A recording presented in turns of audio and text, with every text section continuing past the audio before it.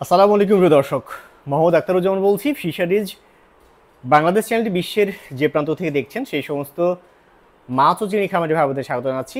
আশা করছি আপনারা ভালো আছেন। আজকে যে ভিডিও, সেই ভিডিওটি হচ্ছে পোনা, ছোট মাছ, অর্থাৎ যে মাছগুলো চাষ করছি সেই ছোট মাছ বা চিংড়ির যে লার্ভা বা পিএল বলি, সেগুলোর জন্য আসলে কেমন খাবার হবে সেই বিষয়ে আজকের ভিডিওটি মন দিয়ে দেখবেন।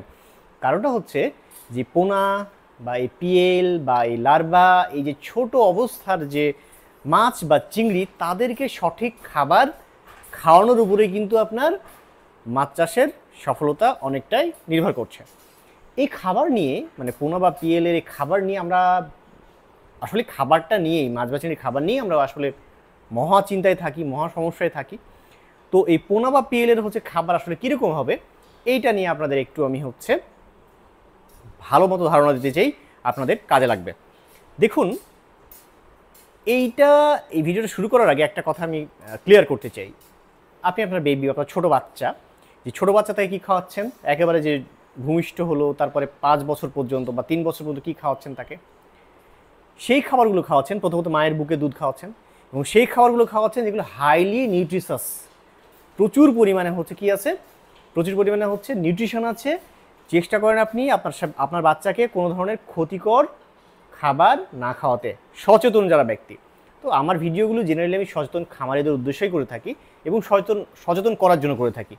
এখন কি দরকার আসলে ছোট অবস্থায় বা লার্ভা অবস্থায় বা পিএল বা পোনা অবস্থায় কেমন মাছকে আমি কেমন খাবার দিব, আমি একেবারে রেফারেন্স সহ এই কথাগুলো বলছি। পৃথিবীর বাঘা বাঘা যে নিউট্রিশনিস্টরা আছে, মাছ নিয়ে যারা নিউট্রিশনের উপরে হচ্ছে হায়ার স্টাডি করেছেন, সেই সব বিজ্ঞানীদের একটা বই থেকে আমি এই রেফারেন্সটা দিচ্ছি। সেখানে বলা হচ্ছে যে এই পিএল বা পোনা বা লার্ভা অবস্থায় মাছ বা চিংড়ি খাবারে সবচেয়ে বেশি থাকতে হয় পুফা। পুফা মানে কি? Poly unsaturated fatty acid. Poly unsaturated fatty acid যেসব খাবারে আছে, যেসব খাবারে পলি আনস্যাচুরেটেড ফ্যাটি অ্যাসিড আছে, পুফা, সেই খাবারগুলো হচ্ছে সবচেয়ে কাজে লাগে এই পোনা, পিএল বা কী বলবো লার্ভার খাবারের জন্য। এখন প্রশ্ন হচ্ছে কোথায় পাবো আমি কি রেডি ফিডই পাবো? না। রেডি ফিড বা হাই হিট, আমি আপনাদের বলেছি উচ্চ তাপমাত্রায় প্রস্তুতকৃত যে খাবার, সেখানে কি আমি পুফা পাবো? অবশ্যই পাবো না। পেলেও সেটা কিন্তু একেবারে হচ্ছে ড্যামেজ, তার প্রোটিন একেবারে নষ্ট হয়ে গেছে। তো এই টাইপস হচ্ছে পুফা আমি নিশ্চয়ই খাবো না। কোথায় পাবো আমি PUFA, poly unsaturated fatty acid যুক্ত খাবার আমি কোথায় পাবো আমার পোনা, লার্ভা বা পিএলের জন্য? কোথায় পাবো? নাম্বার 1 আসি আমি, রোটিফার। রোটিফার কি? রোটিফার একটা জুপ্লাঙ্কটন। সহজ কথা আপনাদের জন্য বলি, মাছের প্রাকৃতিক খাবার। এই রোটিফার হচ্ছে একটা হাইলি পুফা সমৃদ্ধ খাবার, জুপ্লাঙ্কটন, যেটা হচ্ছে আপনার মাছ বা চিংড়ি বা পিএলের জন্য খুব কাজে লাগে। আমি বলে দিই কী কী খাবারে আসলে পুফা থাকে বা পলি আনস্যাচুরেটেড ফ্যাটি অ্যাসিড থাকে। রোটিফার বললাম, ময়না, এটাও একটা জুপ্লাঙ্কটন, খুবই এই মিঠা পানিতে বাংলাদেশে প্রচুর পরিমাণে ময়না পাওয়া যায়। চিংড়ির জন্য আর্টেমিয়া অত্যন্ত পুষ্টি সমৃদ্ধ খাবার, যেটা হচ্ছে পুফার আধার। প্রচুর পরিমাণে এই পুফা পাওয়া যায়। পুফা, আর্টেমিয়া যদি দাম বেশি, অবশ্যই বেশি দাম, তো সেই ক্ষেত্রে আমি বলেছি আপনাদের হলো আলাদাভাবে যে আপনারা কি করবেন। পুফার কি বলে আর্টেমিয়ার বিকল্প আমি কিনা আপনাদের অন্য ভিডিওতে বলেছি। সো আর্টেমিয়া, আসছি ক্লোরেলা। ক্লোরেলা হচ্ছে একটা ফাইটোপ্লাঙ্কটন।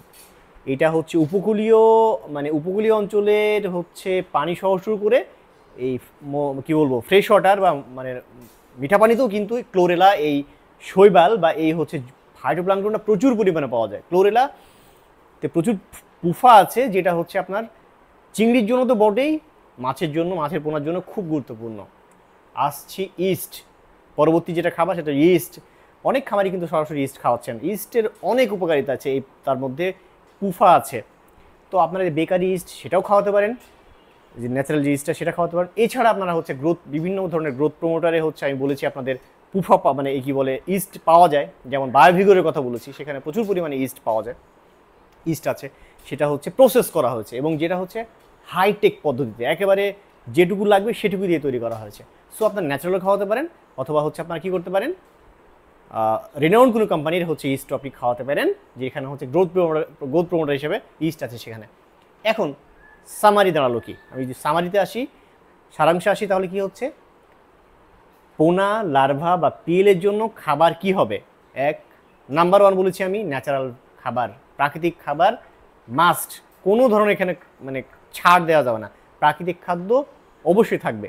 2 নম্বর হচ্ছে আর্টিমিয়া, চেষ্টা করবেন চিংড়ি যারা খাবেন তারা আর্টিমিয়া খাওয়ানোর জন্য। আর্টিমিয়া যদি না পান, ময়না চাষ করবেন। এই ময়না একটা জুপ্লাঙ্কটন, কাছাকাছি হচ্ছে আর্টিমিয়ার মানে সমমানের পুষ্টির, হয়তো একটু বেশি হতে পারে, কিন্তু আর্টিমিয়া যেহেতু বাইরে থেকে আনতে হয়, সো এটা দামের একটা ব্যাপার আছে, সো আপনারা আর্টিমিয়ার জায়গায় ময়না খাওয়াবেন, ঠিক আছে। হাই টেকনোলজিক্যাল ইস্ট খাওয়াবেন, অথবা এই বাজারে যে ইস্ট পাওয়া যায় সেটা খাওয়াবেন।